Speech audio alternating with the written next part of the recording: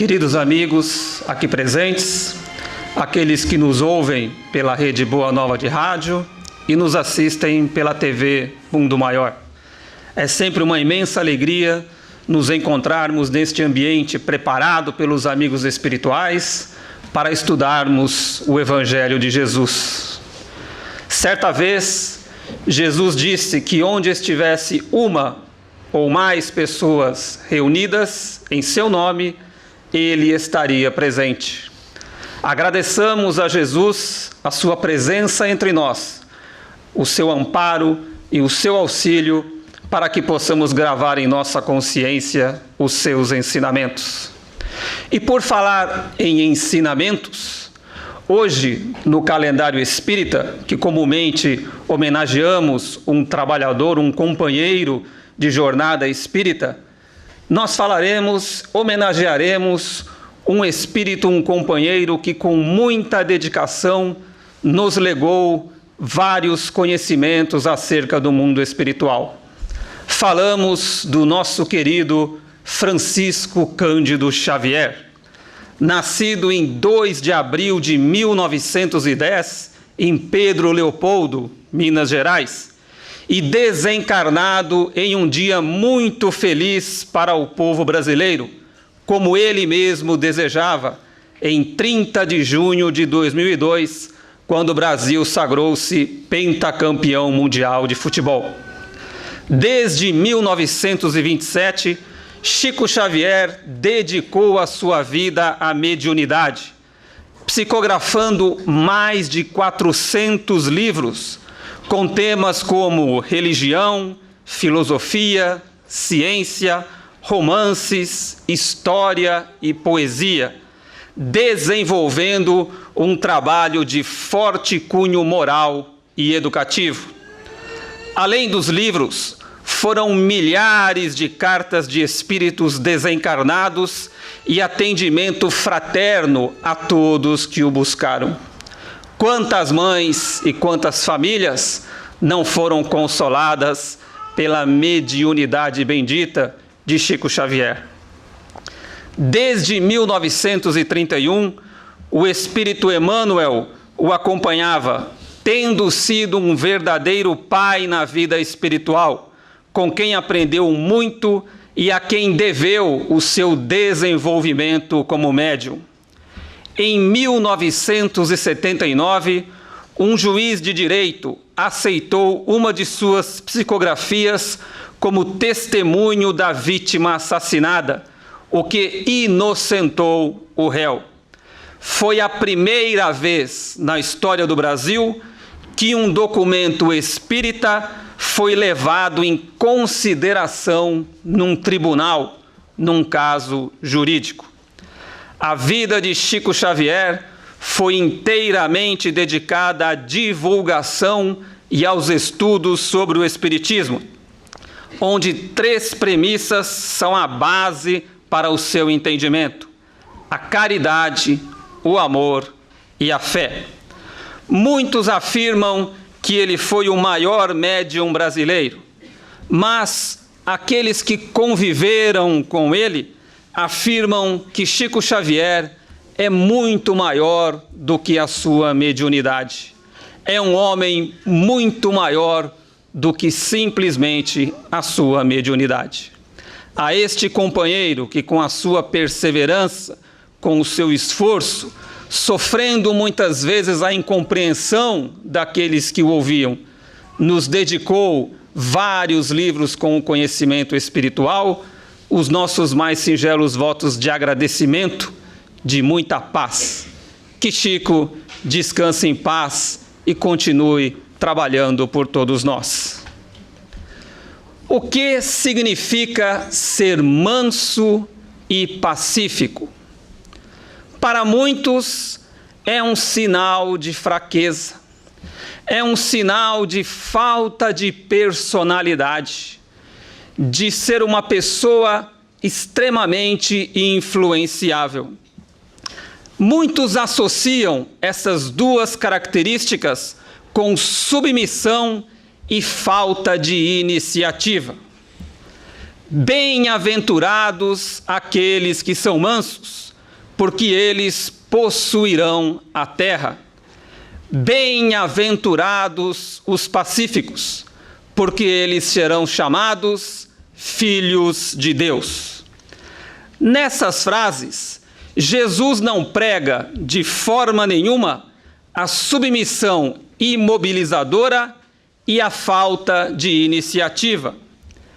Educador por excelência e o maior educador que já pisou na terra, Jesus nos mostra, na verdade, a importância das emoções na nossa vida, nas nossas vidas. Como elas nos aproximam ou nos afastam das leis divinas. E, consequentemente, o quanto elas nos ajudam ou nos atrapalham no caminho do progresso espiritual que todos nós trilhamos desde que fomos criados por Deus. Nessas máximas, Jesus exalta a mansuetude, a doçura, a moderação, a afabilidade e a paciência, e condena a violência, a cólera, a injúria e toda e qualquer forma de descortesia com as pessoas, com o nosso semelhante. E Jesus não se refere apenas aos atos causados, aos atos concretos gerados por estas emoções e estes sentimentos, mas também às palavras geradas a partir das emoções e dos sentimentos. Mas poderíamos nos perguntar, por que as palavras merecem tamanha reprovação? Por que as palavras merecem uma reprovação tanto quanto os atos concretos, as atitudes? Quando ficamos com raiva, geralmente xingamos, ofendemos, mas não partimos para a violência física. E aí nós dissemos, mas eu só falei, não fiz nada. Afinal de contas, palavras não atingem, palavras não machucam, elas se perdem ao vento, não causam mal algum. Será? Será que as palavras realmente não machucam? As palavras podem se perder para quem as disse, mas para quem ouviu, elas ferem e humilham. Elas estilhaçam o coração daquele que foi objeto das palavras rudes e ásperas. Toda palavra ofensiva exprime um sentimento contrário à lei de amor e de caridade.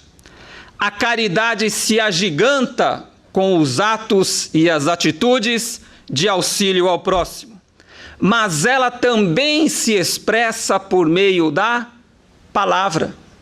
Caridade não é feita apenas com atos, também é feita com palavras.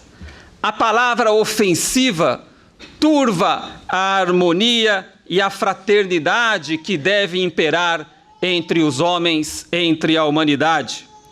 Alimenta o ódio e a animosidade, cria inimizades e rancores. A palavra ofensiva é a antítese da caridade. A palavra ofensiva vai em direção contrária à caridade. Por isso, é muito importante estudarmos e compreendermos os ensinamentos de Jesus e as instruções dos Espíritos sobre as emoções e os sentimentos. Nós achamos que dominamos as nossas emoções, mas muitas vezes são elas que nos dominam, são elas que nos dizem o que fazer, e nós obedecemos cegamente, abrimos mão da razão e do nosso livre-arbítrio.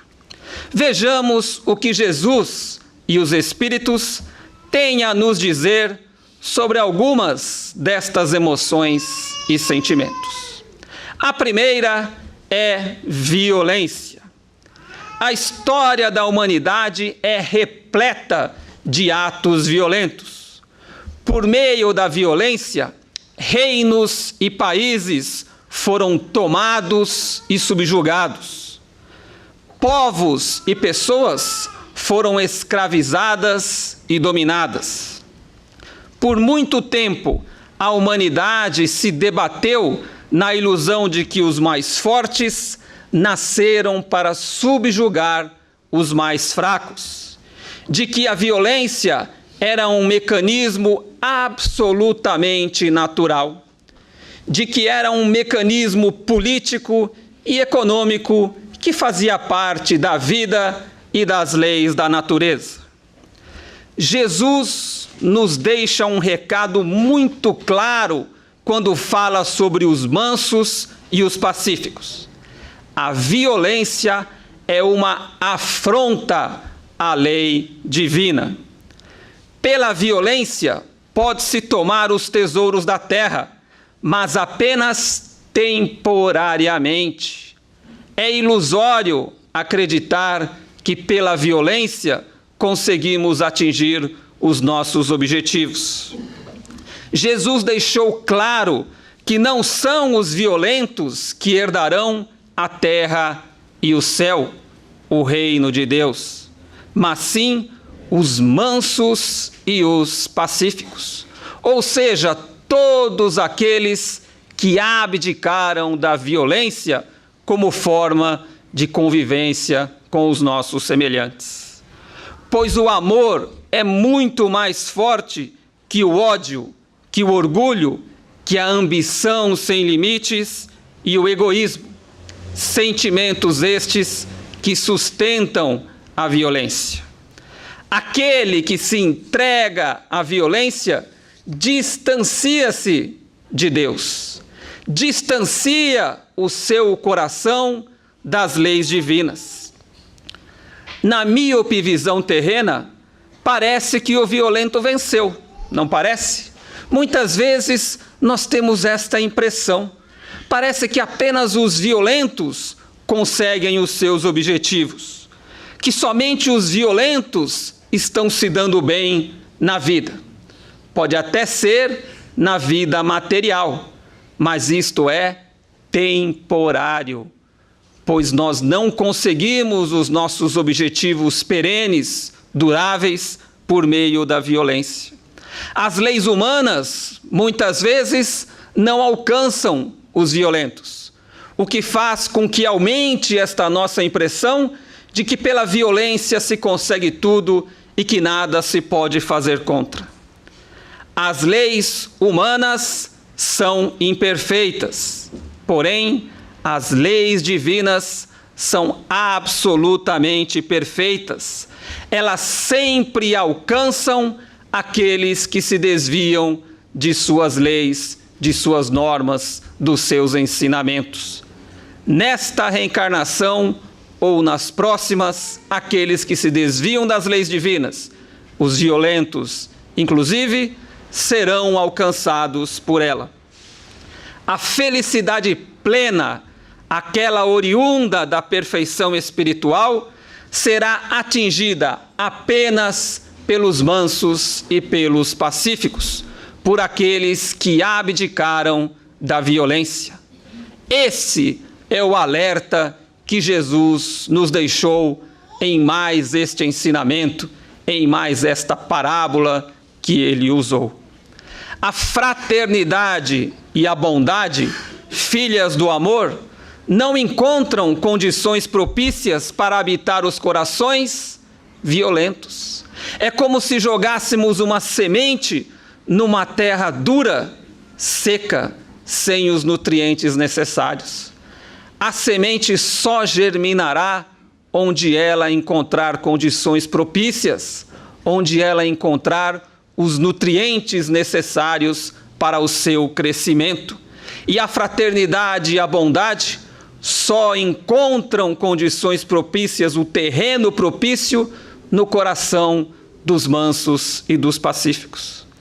Consequentemente, os corações violentos não conseguem elevar-se rumo ao nosso verdadeiro destino, a perfeição espiritual. Foi para isto que Deus nos criou. Como um pai que ama os seus filhos, Deus nos criou para sermos perfeitos, pelos nossos próprios méritos, pelas nossas próprias escolhas. E como tudo se encaixa na criação divina, são os mansos e os pacíficos que compreendem e praticam a caridade. E não apenas a caridade material, mas também a benevolência com as pessoas. A benevolência, fruto do amor ao próximo, produz dois sentimentos: a afabilidade e a doçura. Afabilidade não significa concordância irrestrita ou submissão incondicional aos desejos ou opiniões de outra pessoa, mesmo que contrárias aos nossos valores. Ser afável e doce não significa omitir-se ou fazer vista grossa aos erros e malfeitos, sejam nossos ou alheios.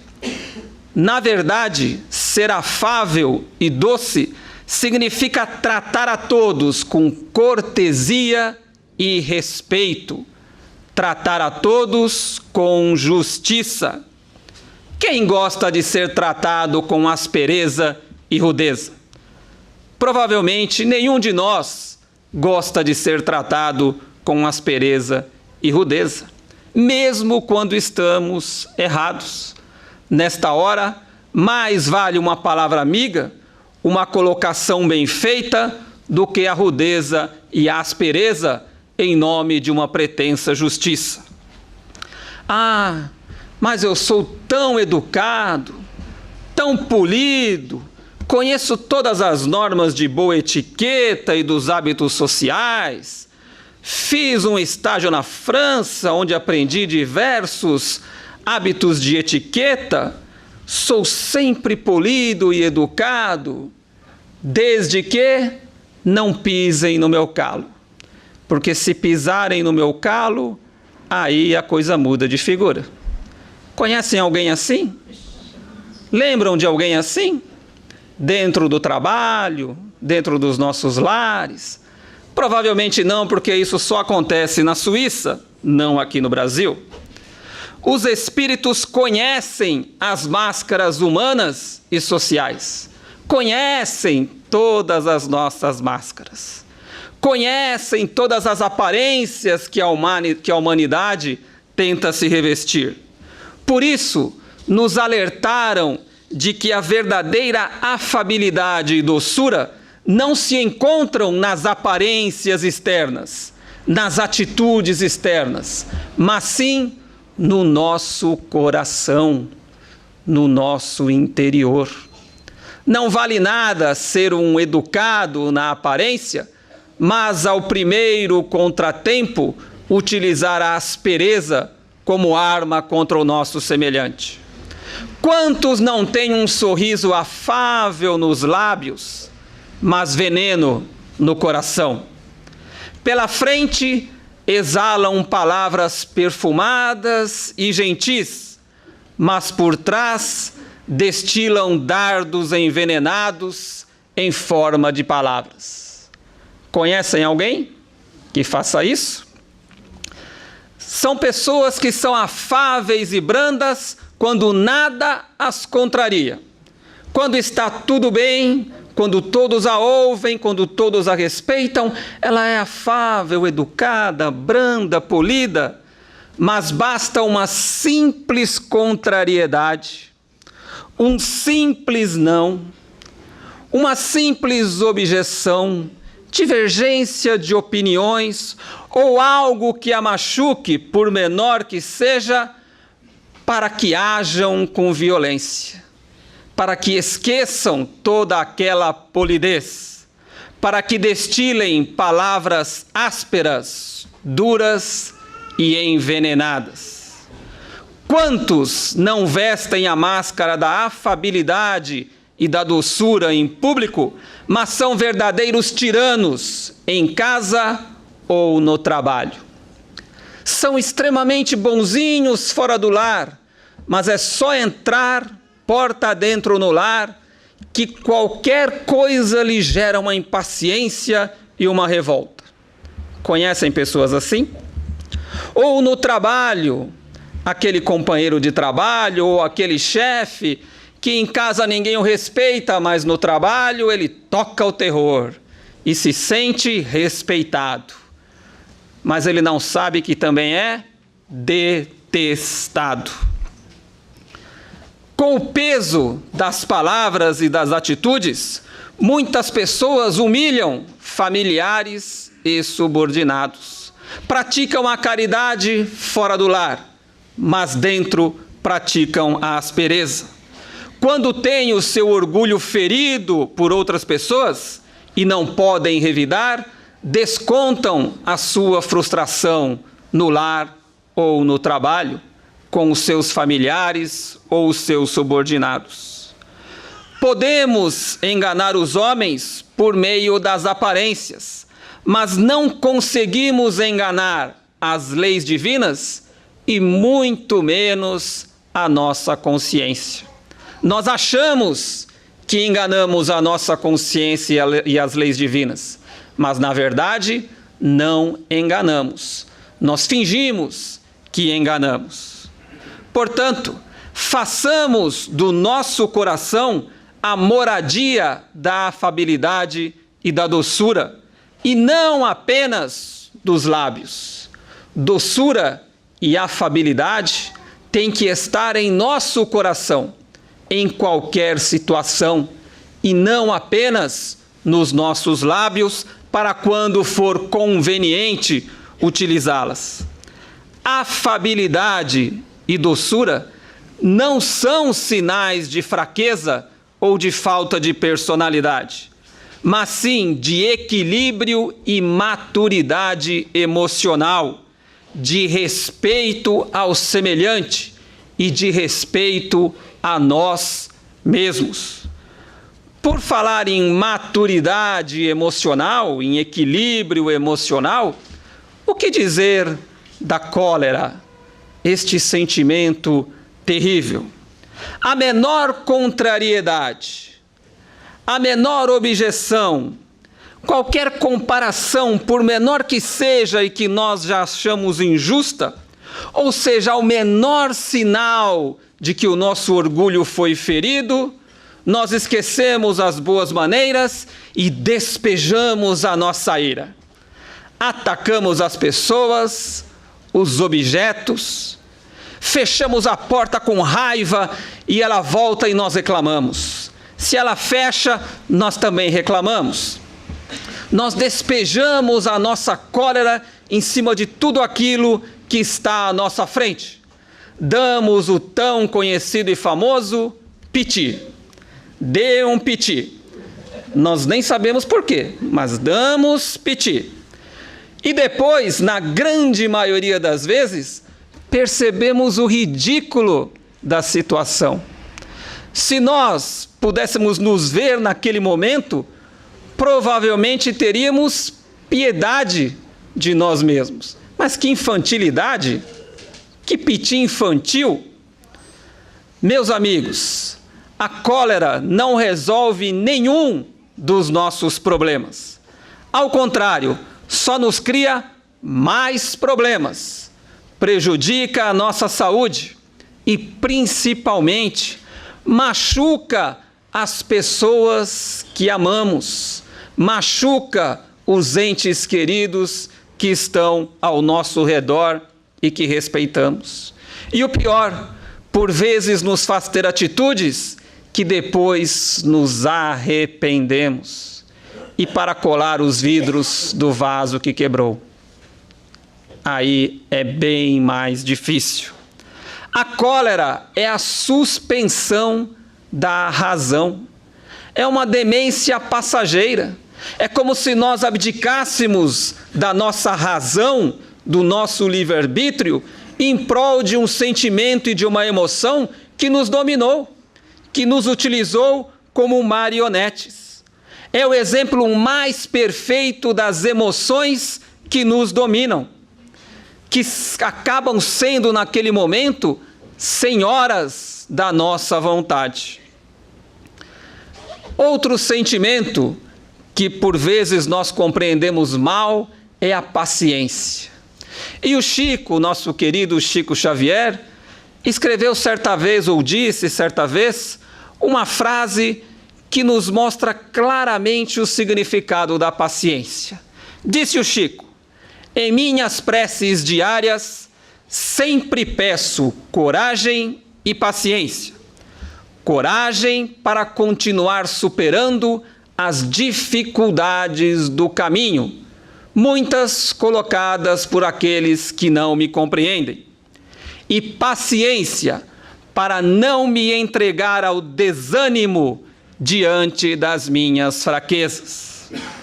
Esta frase do Chico é um dos inúmeros exemplos de que paciência não é sinônimo de falta de atitude, de abandono, de imobilismo ou de inércia. Porque muitas vezes é assim que nós entendemos paciência. Ah, aquele cara é tão paciente. Ah, mas é que ele não tem atitude, não é?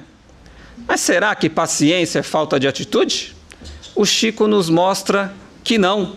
Que paciência não significa preguiça ou desistência. Primeiro, paciência se expressa também em perdoar as imperfeições alheias, pois nós também somos imperfeitos. Quem de nós não tem imperfeições? Se não tivéssemos mais nenhuma imperfeição, não estaríamos num planeta de provas e expiações. E se fizermos uma análise e uma autorreflexão sincera, nós sabemos quais são as nossas imperfeições. Paciência, na verdade, é a virtude de aceitar a dor que nos visita e trabalhar para que ela não se repita mais, ou que pelo menos seja amenizada. Paciência é a capacidade de suportar as provas da vida, sem sucumbir à revolta, à rebeldia que paralisa e nos impede de absorver os ensinamentos daquele momento. Pois toda dor, por pior que seja, nos traz ensinamentos. Paciência é a capacidade de não se desesperar diante de uma situação difícil, de não se afligir em demasia. Afinal de contas, somos todos aprendizes da vida. Reencarnamos nesse mundo de provas e expiações para aprendermos. Cada um de nós carrega as suas dores. O desespero obscurece a nossa compreensão do momento, dificulta encontrarmos uma solução. É a paciência que nos permite enxergar a situação na sua verdadeira dimensão. Quantas vezes não damos a um problema uma dimensão muito maior do que ela realmente tem? A revolta nos leva ao desânimo e à apatia. A paciência nos concede compreensão e serenidade para aceitar as coisas que não podemos modificar, ter coragem para modificar aquelas que podemos e a ter sabedoria para distinguir umas das outras. Por isso, resignação e paciência são sentimentos irmãs.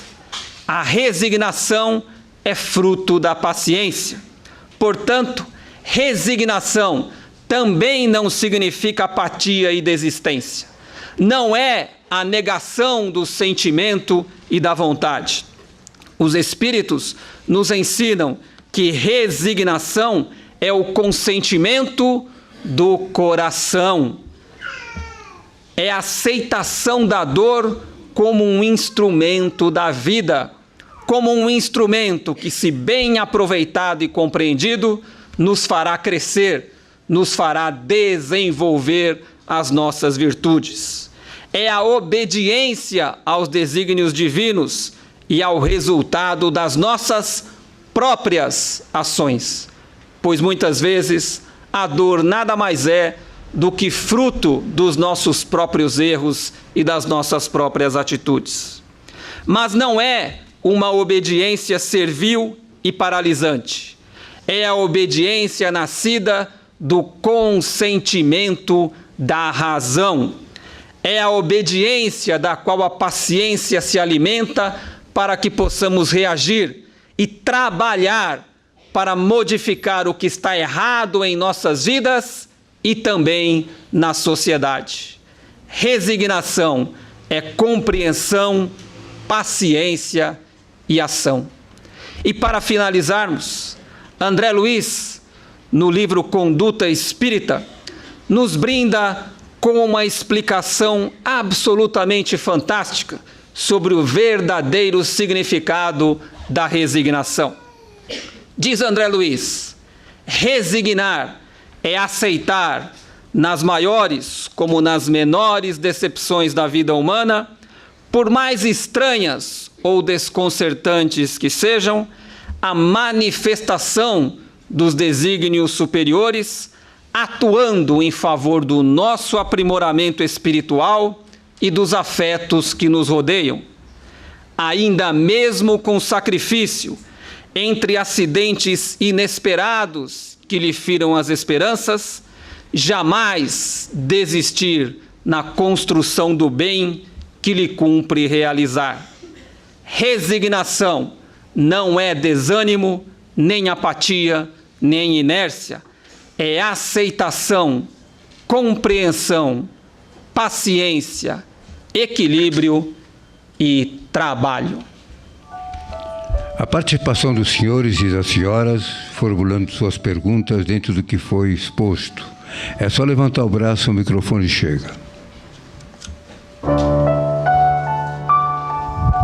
Boa noite. Boa noite.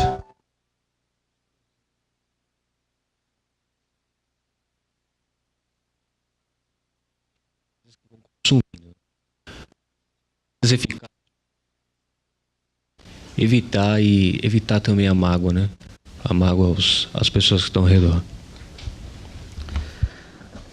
Pode parecer manjado, mas tem um filósofo grego que há mais de 2.500 anos já nos deu o caminho. Conhece-te a ti mesmo. Sócrates, o filósofo grego, falou isso por volta de 500 a.C. Ou seja, nós temos que nos conhecer para identificar as situações que muitas vezes nos levam à cólera.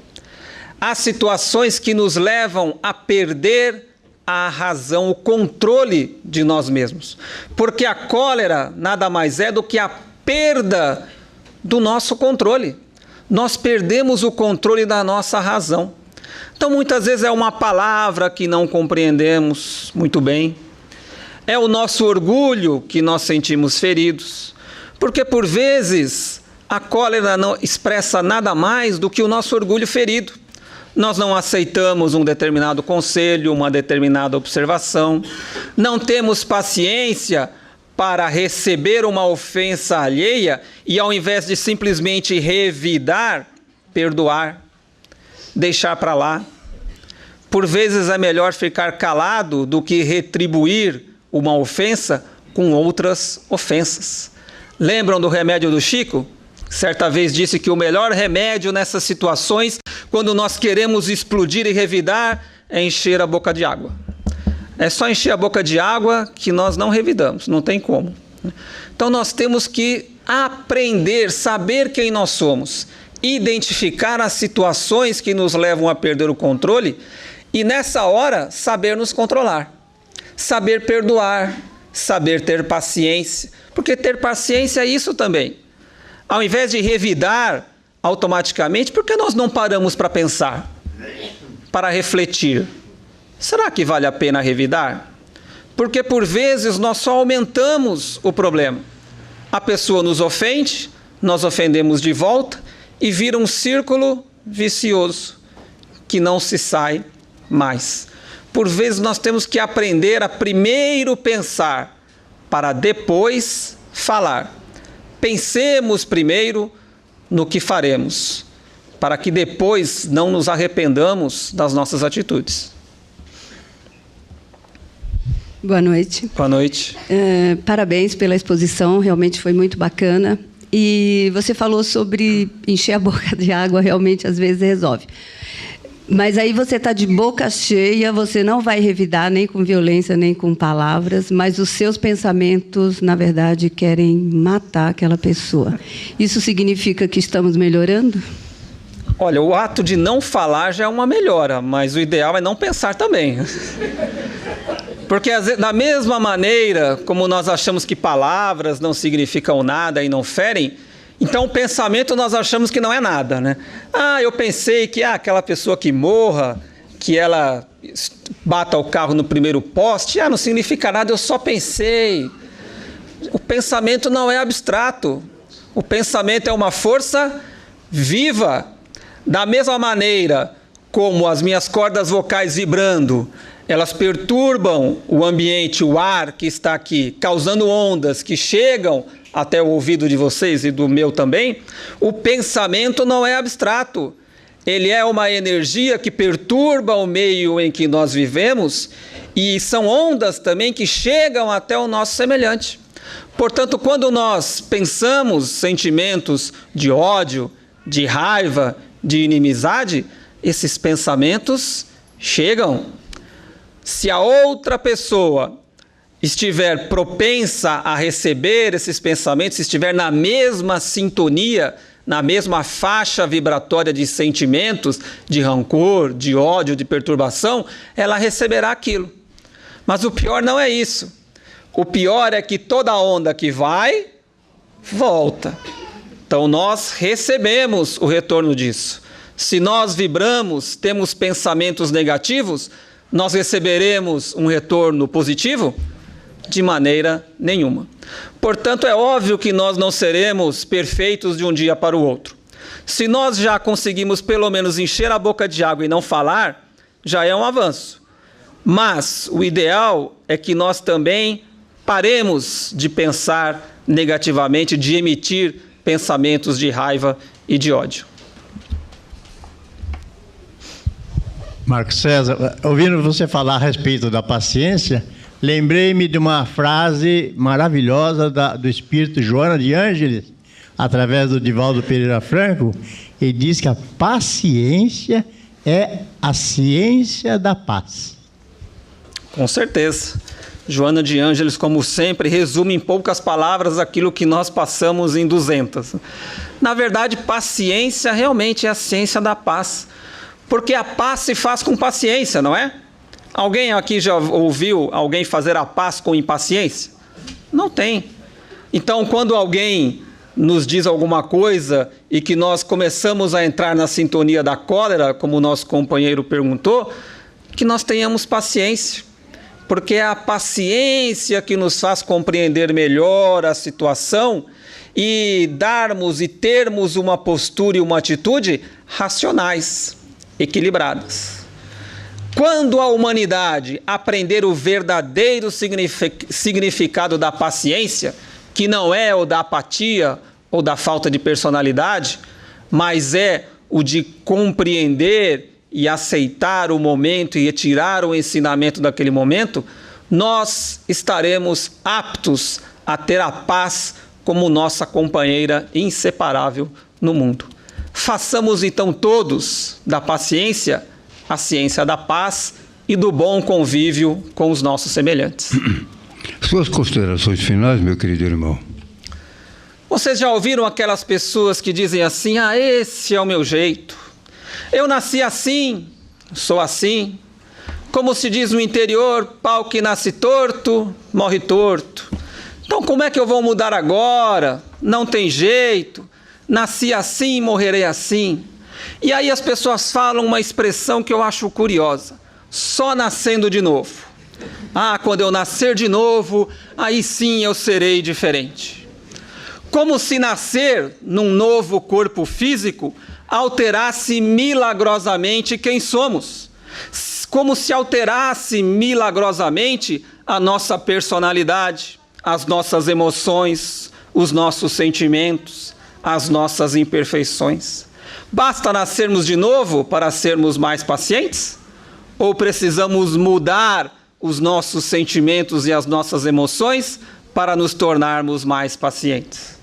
As virtudes e as imperfeições são atributos nossos, espíritos imortais, e não do corpo físico, que é apenas um instrumento, uma ferramenta. Portanto, não desperdicemos a nossa reencarnação. Façamos a nossa mudança agora. Controlemos ou procuremos controlar as nossas emoções agora. Transformemos ódio em amor agora. Violência em brandura e paz agora. Revolta e rebeldia em resignação e paciência agora. Cóleras e injúrias em afabilidade e doçura agora.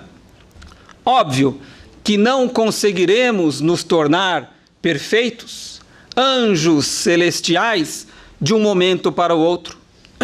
Não conseguiremos fazer essa transformação em sua totalidade apenas nesta reencarnação. Já tivemos milhares e teremos muitas outras, mas nós, pelo menos, podemos nos tornar pessoas melhores. Como disse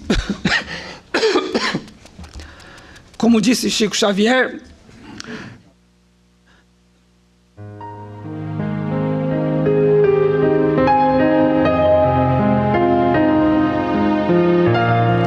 peço desculpa, acho que é minha deixa para praticar a paciência.